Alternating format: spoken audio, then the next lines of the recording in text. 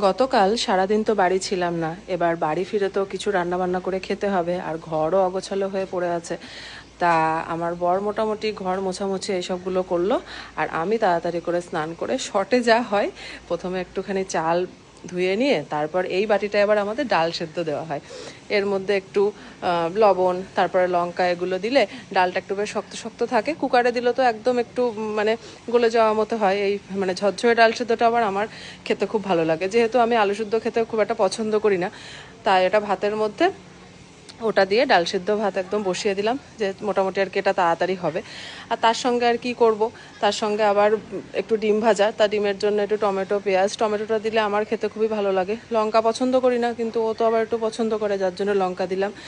দিয়ে একটু ঘোটাঘুটি করে তারপরে আবার ভাজা বসিয়ে দিলাম, কারণ এইটাই একমাত্র আর কি শর্টকাটে হয়। এবার দুজন খাবো বলে ডিম একটু বেশি দিয়েছিলাম।